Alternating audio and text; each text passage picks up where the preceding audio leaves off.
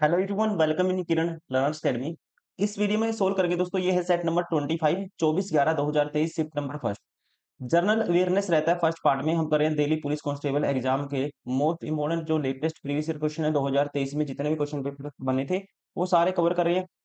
Total 45 set है, 45 question की ये सीरीज हमने स्टार्ट की थी। इसमें से हमने 24 सेट कंप्लीट कर लिए हैं। अभी है सेट नंबर 25 और इसका फर्स्ट पार्ट में जैसे कि आपका जो एग्जाम पैटर्न रहता है फर्स्ट पार्ट में रहता है जनरल नॉलेज। जनरल नॉलेज के इसमें रहेंगे पहले 1 से लेके 50 तक, मतलब 1 टू 50 जनरल नॉलेज के क्वेश्चन रहेंगे। फिर 51 टू 75 रहेगा इसमें पार्ट 2 में रीजनिंग। फिर पार्ट 3 में रहता है numerical ability 76 to 90। Then 10 question रहते हैं लास्ट पार्ट में कंप्यूटर के। तो चलिए स्टार्ट करते हैं अभी, आपका टाइम वेस्ट ना करते हुए। इसका ये general knowledge part number 1 question number 1 to 50। Delhi सल्तनत की पहली महिला सुल्तान रजिया सुल्तान निम्नलिखित में से किसकी पुत्री थी? आपको ध्यान रखना है, दिल्ली सल्तनत पर एकमात्र मुस्लिम महिला शासन करने वाली थी ये, और इन्होंने शासन किया था दिल्ली सल्तनत पर 1236 से लेके 1240 तक। आपको ध्यान रखना है 1236 से लेके 1240 तक इन्होंने शासन किया था। और इनके पिता का नाम है इल्तुतमिश। ये थी इल्तुतमिश की बेटी थी। Right answer option first. पूछेगा इसका मकबरा कहाँ है? इसका मकबरा आता है हरियाणा का एक जिला है कैथल। कैथल में इनका मकबरा है, ये भी आपको ध्यान रखना है। Right answer option first. Question number 2, what does F stand for in F double I? F double आई की जो फुल फॉर्म होती है ये होती है, ध्यान रखना आपको, foreign institutional investment. Foreign institutional investment, और हिंदी में कहते हैं इसको विदेशी संस्थागत निवेश। और ये क्या है ध्यान रखेंगे, जैसे कि म्यूचुअल फंड, बीमा और पेंशन फंड, इन सब जैसे विदेशी संस्थानों द्वारा किसी दूसरे देश में शेयर और डिबेंचर खरीदकर शेयर बाजार में पोर्टफोलियो इन्वेस्टमेंट है, निवेश है। राइट आंसर होगा इसका ऑप्शन सेकंड। फुल फॉर्म क्या है इसकी? एफ डबल आई की, फॉरेन इंस्टीट्यूशनल इन्वेस्टमेंट। तो इसमें जो एफ का मतलब है ये है फॉरेन, ऑप्शन सेकंड। इसका रजिस्ट्रेशन सेबी के तहत किया गया है, securities and exchange board of India के तहत इसका रजिस्ट्रेशन किया गया है। और ये एफ डबल आई अपने आप में एक शॉर्ट टर्म इन्वेस्टमेंट है जिसके तहत फंड्स का ट्रांसफर होता है। अकॉर्डिंग टू राइट आंसर होगा इसका मतलब क्या है? फॉरेन। ध्यान रखेंगे फुल फॉर्म क्या है, हिंदी में बोलेंगे इसको विदेशी संस्थागत निवेश, और इंग्लिश में बोलेंगे foreign institutional investment. Question number 3, हरित क्रांति के परिणाम स्वरूप भारत अपनी स्थिति को डैश में बदलने में सक्षम था। तो यहाँ पे इसका राइट आंसर होगा, ध्यान रखेंगे, खाद की कमी वाले देश से एक अग्रणी कृषि राष्ट्र में बदलने में क्या था? सक्षम था। क्योंकि इसमें जो कहेगा कि कौन से, मतलब कौन से किस्म के जो बीज है उसका इस्तेमाल किया गया था, हाई किस्म के बीजों का इस्तेमाल किया गया था, और गेहूं के उत्पादन और चावल के उत्पादन पे ज्यादा इसमें ध्यान दिया गया था, गेहूं और चावल पे। ये आपको ध्यान रखना है, ठीक है। और कौन से बीज थे? एच हाई उपज वाले HYV बीजों का, सीड्स का इस्तेमाल किया गया था। पूछेगा कि हरित क्रांति का जनक किसे कहा जाता है? तो आपको याद रखना है एस स्वामीनाथन को। क्या कहा जाता है? एस स्वामीनाथन को हरित क्रांति का जनक कहा जाता है। क्वेश्चन नंबर 4, भारत के किस राज्य में जूम खेती को पामलू के नाम से जाना जाता है? ध्यान रखना आपको, जूम खेती को स्लैश एंड बर्न के नाम से जाना जाता है। इंग्लिश में बोलते हैं इसको स्लैश एंड बर्न। और ये खेती आमतौर पर उत्तर पूर्वी राज्यों में की जाती है। और जो पामलू शब्द है ये इस्तेमाल किया जाता है, ध्यान रखना आपको, मणिपुर में। मणिपुर में इसका नाम क्या है? पामलू भी बोला जाता है। राइट आंसर होगा option first.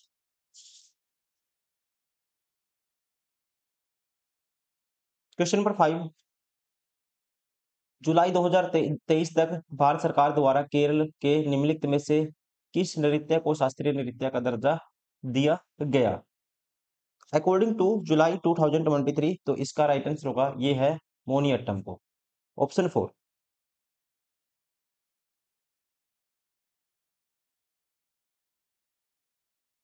Question number 6, the story of my experiments with truth किसने लिखी है? मोस्ट फेमस क्वेश्चन, ये काफी सालों से बुक मतलब कहीं ना कहीं पूछी जाती है, भले ही पुरानी होगी हो, लेकिन अब भी क्वेश्चन बन जाता है कई बार। तो ये है राइट आंसर होगा option third, Mohandas Karamchand Gandhi. Question ये पूछ लिया जाता है, आपको ध्यान रखना है। उसके अलावा महात्मा गांधी की कुछ और बुक याद रखेंगे। हिंद स्वराज पूछता है कई बार, हिंद स्वराज किसकी है? हिंद स्वराज भी किसकी है, ये भी क्वेश्चन पूछा जाता है। ये भी महात्मा गांधी की है, ये भी आपको ध्यान रखना है। उसके अलावा और भी बुक है इनकी, जैसे कि pathway to God Mahatma Gandhi की है। इंडिया ऑफ माई ड्रीम, ये भी किसकी है, महात्मा गांधी की है। और गोखले माई पॉलिटिकल गुरु, ये भी गांधी की है। ठीक है, लेकिन दो फेमस हैं, एक तो ये वाली the story of my experiment with truth, और एक हिंद स्वराज। ये क्वेश्चन पूछता है अक्सर, ये दो आपको याद रखनी है। क्वेश्चन नंबर 7, 1991 में किस तारीख को भारतीय रुपए का अवमूल्यन हुआ था? भारतीय रुपए का अवमूल्यन हुआ था, ध्यान रखेंगे आप। राइट आंसर होगा ऑप्शन 4, 1991 में 1 जुलाई को। अवमूल्यन क्या है, ये भी आपको ध्यान रखना है।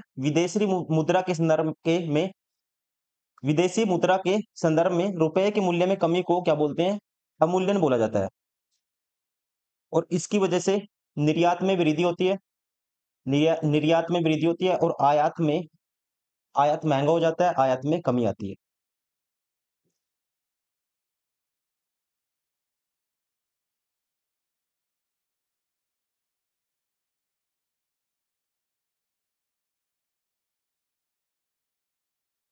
क्वेश्चन नंबर 8, निम्नलिखित में से किसे प्रतिष्ठित राष्ट्रीय नृत्य शिरोमणि पुरस्कार 2022 से सम्मानित किया गया है? 2022 में दिया गया था, राइट आंसर होगा अपर्णा साथीसन को। किसको दिया गया था, याद रखना आपको, अपर्णा साथीसन को। और इनका रिलेशन है भारतनाट्यम और कुचिपुड़ी से। भारतनाट्यम और कुचिपुड़ी की क्या है, ये नृत्यक हैं। Option first. अभी 2024 और 25 में दोस्तों ये पुरस्कार नहीं दिया गया है, लास्ट टाइम ये 2022 में दिया गया था, यही आपको ध्यान रखना है। क्वेश्चन नंबर 9, 1991 में भुगतान संतुलन संकट का समाधान करने के लिए भारतीय रुपए का विदेशी मुद्राओं के मुकाबले डैश किया गया था दोस्तों। ये क्वेश्चन रिपीट हुआ है, क्या किया गया था? अवमूल्यन। मतलब एज कंपेयर टू विदेशी मुद्रा के संदर्भ में क्या हुई थी, रुपए की जो मूल्य में गिरावट आई थी, उसे बोलते हैं रुपए का अवमूल्यन, जिससे निर्यात में वृद्धि हो जाती है और आयात क्या हो जाता है, महंगा हो जाता है, आयात में कमी आती है। क्वेश्चन नंबर 10, किस प्रकार की चट्टानों के निर्माण के लिए गलित अवस्था और अति उच्च तापमान महत्वपूर्ण मानदंड है? इस प्रकार की चट्टान को बोला जाता है आग्नेय चट्टान। आग्नेय चट्टानों में चट्टाने हैं, आग्नेय चट्टाने, इसमें क्या होता है दोस्तों, इनका निर्माण तब होता है जब पिघली हुई चट्टान या चट्टान से अत्यधिक जो हीट जनरेट होगी और जो हाई प्रेशर होगा, और फिर जब वो ठंडी हो जाएगी अपने आप में सॉलिड में, ठोस में कन्वर्ट हो जाती है। ठीक है, तो फिर वो होती है आग्नेय आग्नेय चट्टान। हिंदी में बोलते हैं, इंग्लिश में बोलते हैं इसको इग्नियस रॉक, और हिंदी में बोलते हैं आग्नेय चट्टान। Option second. क्वेश्चन नंबर 11, निम्नलिखित में से किसने 2022 में सर्वश्रेष्ठ बाल एल्बम श्रेणी में ए कलरफुल वर्ल्ड के लिए ग्रैमी पुरस्कार जीता? आपको 2025 का याद रखना है सबसे पहले। 2025 में भारत की तरफ से दोस्तों, भारत की तरफ से ध्यान रखेंगे आप, भारतीय अमेरिकी संगीतकार हैं जिनका नाम है चंद्रिका टंडन। चंद्रिका टंडन,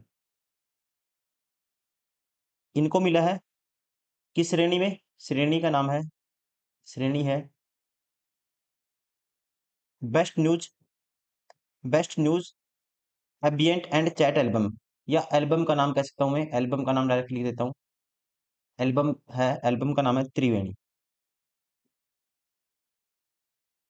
2025 में किसको मिला है? चंद्रिका टंडन को मिला है।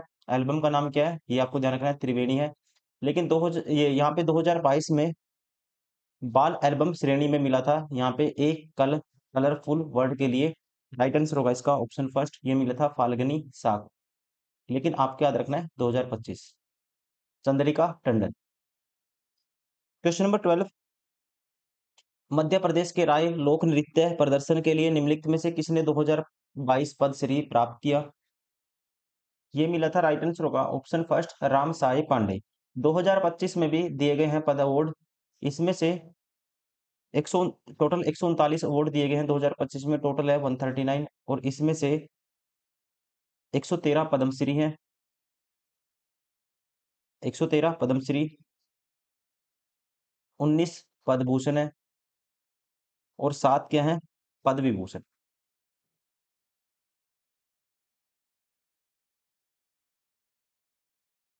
क्वेश्चन नंबर 13, भारत के नियंत्रक और महालेखा परीक्षक के वेतन, भत्तों और पेंशन को डैश पर प्रभारित किया जाता है। ये किया जाता है, ध्यान रखेंगे, भारत की संचित निधि पर प्रभारित किया जाता है। Right answer of option third. और इसकी नियुक्ति कौन करता है? राष्ट्रपति करता है, according to article 148। Question number 14, विधान परिषद की न्यूनतम संख्या कितनी है? विधान परिषद की न्यूनतम संख्या अकॉर्डिंग टू आर्टिकल 171, 1/3 से अधिक सदस्य होने चाहिए, या तो ऐसे क्वेश्चन आएगा 1/3 से अधिक होना चाहिए, या फिर 40 से कम सदस्य नहीं होने चाहिए। ठीक है, न्यूनतम संख्या क्या है? 40, ऑप्शन थर्ड। क्वेश्चन नंबर 15, 1910 में भारत की स्त्री महामंडल की स्थापना का श्रेय निम्नलिखित में से किस समाज सुधारक को दिया जाता है? ये क्वेश्चन रिपीट हुआ है, तो ये दिया जाता है सरला देवी चौधरानी को, ऑप्शन थर्ड। इससे पहले जो हमने किया था टेस्ट, उसमें भी दिल्ली पुलिस कांस्टेबल में दोस्तों अक्सर क्वेश्चन रिपीट होते हैं, इस चीज का आपको ध्यान रखना है। क्वेश्चन नंबर 16, निम्नलिखित में से कौन सी भारतीय संविधान की एक मुख्य विशेषता है? भारतीय संविधान की एक मुख्य विशेषता है, इनमें से कौन सी है ये आपको बताना है। यह दुनिया का सबसे छोटा, गलत है। यह भारत का स्वतंत्रता मिलने से पहले इसे अपनाया गया था, ये गलत है। यह लिखित संविधान नहीं है, ये गलत है। यह दुनिया का सबसे लंबा और लिखित संविधान है, ये विशेषता है। Right answer of option 4। Question number 17, महान कुचिपुड़ी नर्तक और पद्मश्री 1970 पुरस्कार विजेता वी सत्यनारायण शर्मा का जन्म डैश में हुआ था? इनका जन्म हुआ था, राइट आंसर होगा, ये है, इनका संबंध है कुचिपुड़ी से, और इनका जन्म हुआ था आंध्र प्रदेश में। कुचिपुड़ी कहाँ का है? आंध्र प्रदेश का, ऑप्शन फर्स्ट।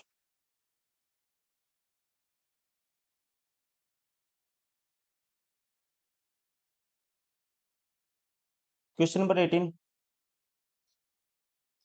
किसी पिंड के संवेग में परिवर्तन की दर बल की दिशा में लगाए गए असंतुलित बल के समानुपाती होती है, इस किस रूप में जाना जाता है? देखो इंग्लिश में पढ़ते हैं साइंस से, क्योंकि कहता है the rate of change of momentum of an object is proportional to the applied unbalanced force in the direction of force, this is known has.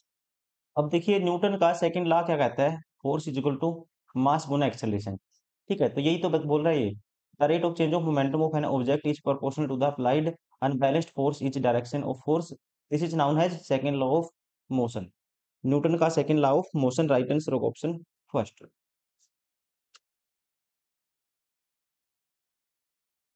Question number 19,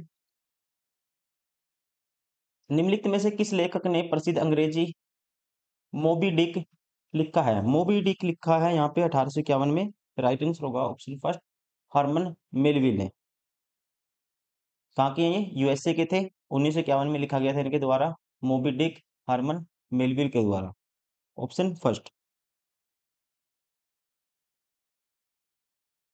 question number 20, निम्नलिखित कथनों की सत्ता के संबंध में निम्नलिखित संबंध में सबसे उपयुक्त विकल्प का चयन कीजिए। उत्तरी मैदान घनी आबादी वाले भौगोलिक प्रभाव है, ये अपने आप में ठीक है। उत्तरी मैदान भारत का दोस्तों कृषि उत्पादक क्षेत्र माना जाता है, और उत्तरी मैदानों का विकास लाखों वर्षों में हिमालय की तलहटी में एक विशाल बेसिन में जलोढ़ के जमाव जमाव की वजह से हुआ है, ये माना जाता है। इतने में एक ऐसे स्टेटमेंट ठीक है। मैदानी इलाकों में पर्याप्त जल आपूर्ति और अनुकूल जलवायु युक्त समृद्ध मिट्टी का आवरण है, यह कृषि की दृष्टि से भारत का एक उत्पादक हिस्सा है, ये भी मैं बता चुका हूँ। दोनों के दो करेक्ट हैं, right answer option first. Question number 21, ऐतिहासिक असमाई मंदिर अफगानिस्तान के डैश में स्थित है? ऐतिहासिक असमाई मंदिर, यहाँ पे राइट आंसर होगा, ये स्थित है, ध्यान रखना आपको, अफगानिस्तान के काबुल में। असमाई मंदिर अफगानिस्तान के काबुल में स्थित है, राइट आंसर होगा option first. Question number 22, Mohammad Yunus सूक्ष्म वित्त के अग्रदूतों में से एक ने ग्रामीण की स्थापना किस वर्ष की थी? ग्रामीण बैंक की स्थापना किस वर्ष की थी, ये आपको बताना है। तो ग्रामीण बैंक की स्थापना इन्होंने की थी, राइट आंसर हो गया। क्वेश्चन रिपीट हुआ है बहुत बारी, 1983 में, और 2006 में इनको मिला था नोबल शांति पुरस्कार।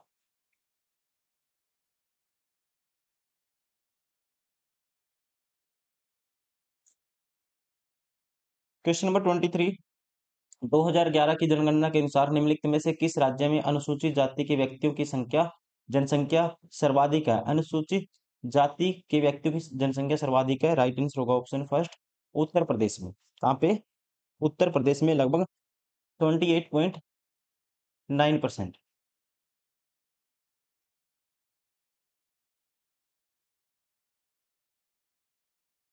Question number 24, communist international leadership class के लिए चुने जाने वाले पहले भारतीय कौन थे? तो आपको ध्यान रखना है दोस्तों, हेमन रॉय को हेमन रॉय को 1924 में कम्युनिस्ट इंटरनेशनल लीडरशिप क्लास का सदस्य चुना गया था पहली बार, और ये क्या थे? पहले भारतीय बने थे इस सम्मान को प्राप्त करने वाले। राइट आंसर होगा ऑप्शन फोर, पूरा नाम क्या है? मानवेंद्र नाथ रॉय।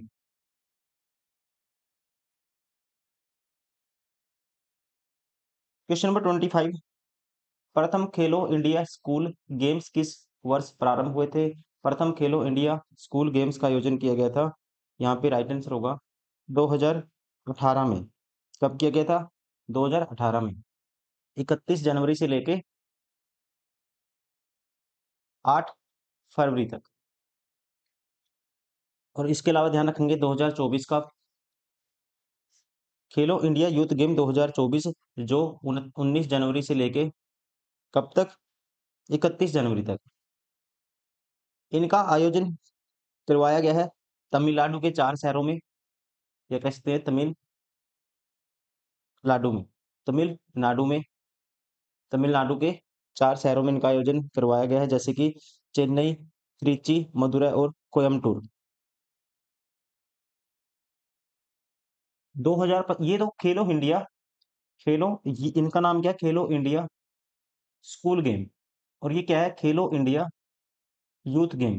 ठीक है, क्वेश्चन इससे पूछेगा, इससे बहुत कम चांस है कि ये पूछ लिया, चलो कोई बात नहीं, पहली बार कब हुआ था, लेकिन इससे क्वेश्चन पूछेगा खेलो इंडिया यूथ गेम 2024 दोस्तों कहाँ हुए थे? आपको याद रखना है, तमिलनाडु के 4 शहरों में आयोजन हुआ था। और पहली बार 2025 में आपको ये भी ध्यान रखना है, खेलो इंडिया यूथ गेम्स का जो आयोजन ये कहाँ हुआ है? 2025 में बिहार में करवाया गया है, बिहार में। अगर पूछे राष्ट्रमंडल खेल 2025 कहाँ पे हुए? राष्ट्रमंडल खेल 2025 का ये 38वां एडिशन था, ये भी याद रखना, एडिशन पूछ लेता है। और कहाँ पे हुए? उत्तराखंड में हुए हैं। ठीक है, स्टार्टिंग हुई थी देहरादून से, नरेंद्र मोदी ने उद्घाटन किया था। कौन सा एडिशन था? 38। कहाँ पे हुआ? उत्तराखंड में। और इसका दोस्तों अगर पूछे ये कौन सा संस्करण था, कौन सा एडिशन था? इसका था 7वां, और इसका कौन सा था? 6ठा एडिशन था। क्वेश्चन नंबर 26, टेबल शुगर में अधिकतर क्या शामिल होता है? टेबल शुगर दोस्तों, टेबल शुगर किसे बोलते हैं? आपको ध्यान रखना है, ये बोलते हैं सुक्रोज को। सुक्रोज को क्या बोला जाता है? Table sugar. और फॉर्मूला होता है इसका C6H12O6, C6H12O6। और ये ग्लूकोज और फ्रक्टोज से बना एक डाइसैकेराइड है, ये आपको ध्यान रखना है। किससे बनता है? ग्लूकोज और फ्रक्टोज से। और इसे बोला जाता है टेबल शुगर, किसको? सुक्रोज को। Formula this, option 4। Question number 27, Gopal Krishna Gokhale ने किसे हिंदू मुस्लिम एकता का सर्वश्रेष्ठ दूत कहा था? गोपाल कृष्ण गोखले ने, ध्यान रखेंगे, ये कहा था मोहम्मद अली जिन्ना को।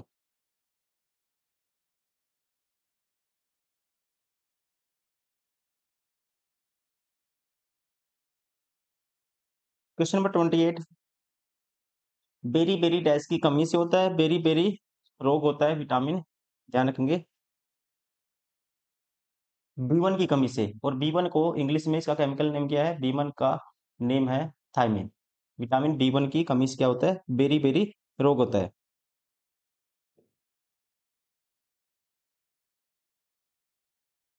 क्वेश्चन नंबर 29, चौथे खेलो इंडिया गेम्स के शुभंकर का नाम क्या है? तो देखो, अभी हम ये प्रेजेंट की भी बात करेंगे, पहले इसकी बात कर लेते हैं। 2021 में दोस्तों चौथे खेलो इंडिया यूथ गेम्स हुए थे 2021 में, और इसका उद्घाटन किया था जो खेल मंत्री अनुराग ठाकुर के द्वारा, इसका उद्घाटन किया गया था हरियाणा के पंचकूला में।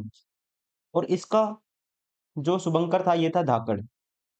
धाकड़ का मतलब होता है हरियाणा में, धाकड़ का मतलब होता है जैसे कोई स्ट्रोंग हो, कोई चीज मजबूत हो। जैसे कोई लड़का धाकड़ हो सकता है, एक ही थप्पड़ मारेगा कि हिला देगा अगले बंदे को, ठीक है, इस तरह से बोलते हैं धाकड़, पहलवान धाकड़ होते हैं। तो इस तरह से हरियाणा की लैंग्वेज है ये, धाकड़ इसका शुभंकर था।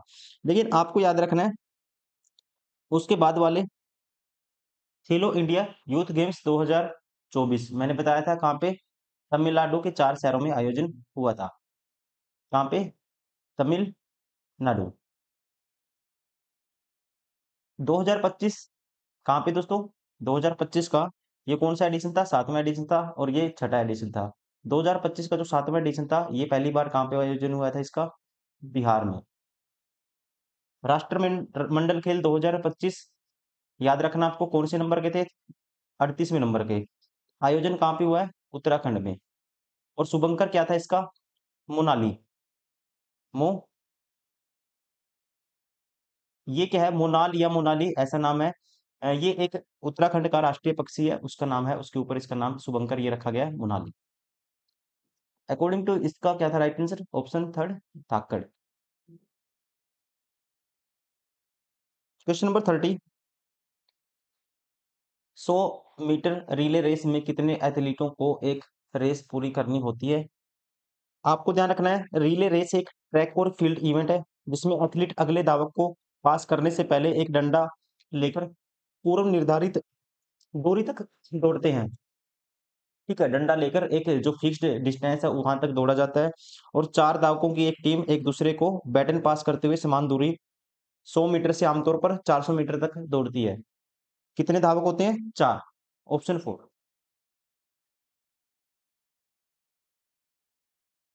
Question number 31। देश में कुल पुनर्भरण भरण योग्य भूजल संसाधन लगभग 432 किलोमीटर की क्यूब है, मीटर कह सकते हैं।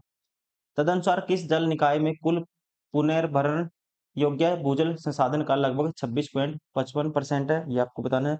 तो ये माना जाता है किसमें है? ब्रह्मपुत्र में। भूजल का संसाधन का 26.55% कहाँ पे है? किस जल निकाय में है? ब्रह्मपुत्र नदी। Option first. Question number 32। Mizoram में निम्नलिखित में से कौन सा त्योहार बागवानी को बढ़ावा देने के लिए मनाया जाता है? मिजोरम में मनाया जाता है, इस त्योहार का नाम है एंथुरियम। क्या मनाया जाता है? एंथुरियम महोत्सव है जो मिजोरम में किसानों के द्वारा फूलों और बागवानी को बढ़ावा देने के लिए मनाया जाता है। Question number 36। बरहुत का प्रसिद्ध स्तूप मूल रूप से किसने बनवाया था? बरहुत का प्रसिद्ध स्तूप मूल रूप से किसने बनवाया था दोस्तों? तो ये बनवाया था, आपको पता ही होगा, बरहुत का स्तूप कहाँ पे है? मध्य प्रदेश में। और इसको स्टार्टिंग में बनवाया गया था, ठीक है, इसको बनवाया था स्टार्टिंग में अशोक मौर्य के द्वारा। अशोक मौर्य ने इसका निर्माण करवाया था, उसके बाद में शुंगों द्वारा इसमें सुधार करवाए गए थे कुछ, शुंगों के द्वारा। लेकिन स्टार्टिंग में मौर्यों ने बनवाया था इसको, तो कह सकते हैं अकॉर्डिंग टू मौर्य। अगर डायरेक्ट पूछते हैं कौन? Ashok Maurya. Option first. Question number 34। Holi के त्योहार के संबंध में निम्नलिखित में से कौन सा कथन सही है? होली से एक रात पहले होलिका दहन होता है और लोग आग की परिक्रमा करते हैं, और होली के अंत का प्रतीक है, अपने आप में ठीक है। त्योहार शरद ऋतु की शुरुआत का प्रतीक है। दोस्तों ये गलत है। किसका प्रतीक है? वसंत आगमन का, क्योंकि फाल्गुन महीने में इसको मनाया जाता है, पूर्णिमा के दिन, मार्च के मतलब कि आसपास इसको मनाया जाता है, फाल्गुन फाल्गुन महीने में। तो ये प्रतीक है वसंत के आगमन का, ना कि शरद के आगमन का, इसलिए सेकंड गलत हो गया। होली का त्योहार माघ मास हिंदू कैलेंडर में मनाया जाता है, ये भी गलत है, हिंदू कैलेंडर के फाल्गुन महीने में। ओनली वन ठीक है, राइट आंसर होगा। कौन सा सही है? पहला, ए। Question number 35। भारत के संविधान की 10वीं अनुसूची के अलावा अन्य मामलों के लिए राज्य विधानसभा के सदस्यों की अयोग्यता का निर्णय कौन करता है? तो इसका निर्णय किया जाता है, राइट आंसर होगा राज्यपाल। Option third. पूछेगा भारत की 10वीं अनुसूची दोस्तों किससे संबंधित है? दल बदल कानून से। ये भी आपको ध्यान रखना है।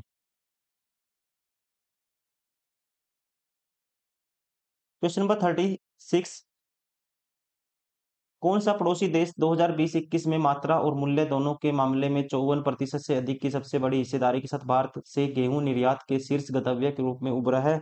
तो इस देश का नाम है बांग्लादेश। Option third.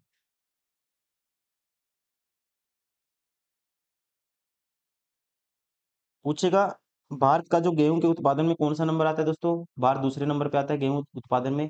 पहले नंबर पे कौन सा देश आता है? चाइना। चीन सबसे पहले आता है। क्वेश्चन नंबर 37, पुमुन पुमनु एथोरोजोइडस के स्थानांतरण के लिए कौन सा भौतिक घटक आवश्यक है? Which physical component is required for transfer of antherozoids? तो आपको ध्यान रखना है, एंथ्राजोइडस बायोफाइट्स बायोफाइट्स में बनने वाले नर युग्मक है। किसमें आते हैं? नर युग्मक में आते हैं। और इनके स्थानांतरण के लिए किसकी जरूरत होती है? ये भी आपको ध्यान रखना है, इनके स्थानांतरण के लिए जरूरत होती है पानी की, आवश्यकता होती है जल की। Option third. क्वेश्चन नंबर 38, छठी शताब्दी ईसा पूर्व के दौरान श्रमण परंपरा के भाग के रूप में गंगा की घाटी में निम्नलिखित में से कौन सा नया धार्मिक और सामाजिक आंदोलन शुरू हुआ था? तो ये आपको ध्यान रखना है दोस्तों, ये आंदोलन शुरू हुआ था ऑप्शन थर्ड, बौद्ध धर्म। छठी शताब्दी ईसा पूर्व के दौरान श्रमण परंपरा के भाग के रूप में गंगा घाटी में कौन सा नया धार्मिक और सामाजिक आंदोलन शुरू हुआ था? बौद्ध धर्म। इस टाइम बौद्ध धर्म क्या हो गया था? लोकप्रिय हो गया था। क्वेश्चन नंबर 39, 1990 के पूर्व के भारत में औद्योगिक क्षेत्र में संरक्षणवादी नीति शब्द डैश को संदर्भित करता है? The term protectionist policy in the industrial sector in the pre 1990 India refers to. तो यहाँ पे इसका राइट आंसर होगा refers to protecting domestic companies from the competition of foreign companies. घरेलू कंपनियों को विदेशी कंपनियों की प्रतिस्पर्धा से बचाना। Option four.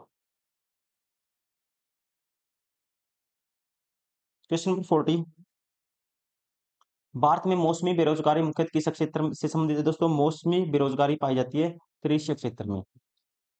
राइट आंसर होगा option first.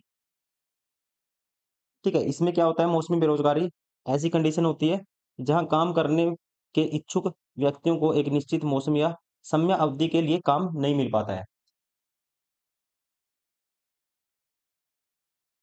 Question number 41, dash से प्राप्त ब्याज एक कारक आय है। Interest received is a factor income from. तो यहाँ पे ये आएगा, इसका राइट आंसर होगा पूंजी। पूंजी से प्राप्त ब्याज क्या है? एक कारक आय माना जाता है, फैक्टर इनकम माना जाता है। Option first. Question number 42, Mohammad Ghaus का मकबरा कहाँ स्थित है? मोहम्मद गौस का मकबरा दोस्तों मध्य प्रदेश के ग्वालियर शहर के तानसेन नगर में स्थित है। कहाँ पे? तानसेन नगर में स्थित है, मध्य प्रदेश के ग्वालियर शहर के। Right answer of option second.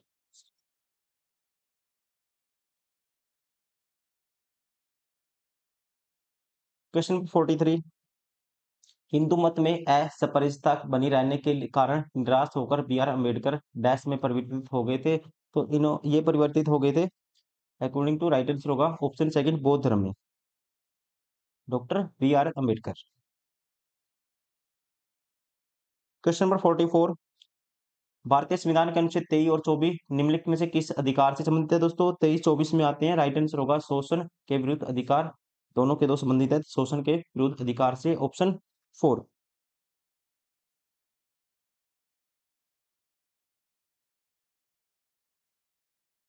Question number 45, Bharat की आर्थिक स्थिरता या साख को खतरा होने के आधार पर किस प्रकार का आपातकाल लगाया जाता है? भारत की आर्थिक स्थिरता के कारण दोस्तों, आर्थिक स्थिरता के कारण क्या लगाएंगे? देखो, आर्थिक स्थिरता, आर्थिक इकोनॉमिकली कोई भी चीज दिक्कत आएगी तो पैसे से रिलेटेड है। पैसे मीन्स फाइनेंस से रिलेटेड है, तो कहेंगे इसको फाइनेंशियल इमरजेंसी, वित्तीय आपातकाल। और ये लगता है अकॉर्डिंग टू आर्टिकल 360, अनुच्छेद 360 के तहत। क्वेश्चन नंबर 46, उत्तर भारतीय मंदिर वास्तुकला के शीर्ष पर सपाट गोल स्टोन डिस्क संरचना के लिए निम्नलिखित में से किस शब्द का उपयोग किया जाता है? तो इसका नाम है, इसे कहा जाता है अम्लक, या इंग्लिश में बोलेंगे अम्लका। Option second. ठीक है। ज्यादातर उत्तरी भारत के मंदिरों में अम्लक मंदिर के शिखर पर दिखाई देने वाली एक पत्थर जैसी क्या होती है? डिस्क होती है, जिसे क्या बोला जाता है? अम्लक। Question number 47। भारतीय संविधान का कौन सा अनुच्छेद धार्मिक मामलों के प्रबंधन के अधिकार की गारंटी देता है? भारतीय संविधान का ये अनुच्छेद है, ऑप्शन सेकंड, अनुच्छेद 26। अनुच्छेद 26 धार्मिक मामलों के प्रबंधन की स्वतंत्रता देता है।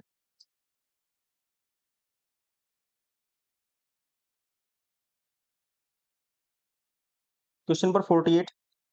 कराटे में फाइट तब शुरू होती है जब रेफरी चिल्लाकर डैश बोलता है। तो रेफरी से बोला जाता है चिल्लाकर, रेफरी बोलता है। राइट आंसर होगा ऑप्शन फर्स्ट, साबू हाजिम। सोबू हाजिमी। क्या बोलता है? साबू हाजिम। Question number 49।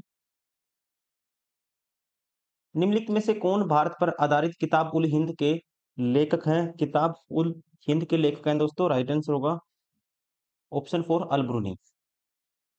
अल ब्रूनी क्या है? महमूद गजनी के साथ भारत में आया था ये, और 11वीं शताब्दी में भारत की सामाजिक, राजनीतिक, धार्मिक और आर्थिक स्थिति का वर्णन करते हुए इन्होंने लिखी थी किताब उल हिंद, और इसी का दूसरा नाम है तहकीके हिंद। तहकीके हिंद भी बोला जाता है किताब उल हिंद को। अकॉर्डिंग टू राइट आंसर होगा ऑप्शन फोर। किसने लिखी थी ये? लेखक कौन थे? Al Biruni. Question number 50।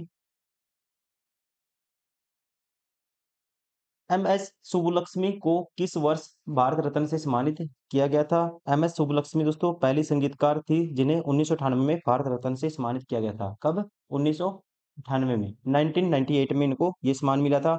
और 1974 में इनको दिया गया था रमन रमन मैग्सेसे पुरस्कार। रमन मैग्सेसे पुरस्कार दिया गया था इनको 1974 में। उसके अलावा इनको 1954 में मिला था, ये फेमस है इसलिए यहाँ से क्वेश्चन इससे पूछ सकता है। 1954 में इनको दिया गया था पद्म भूषण, इनको 1954 में दिया गया था।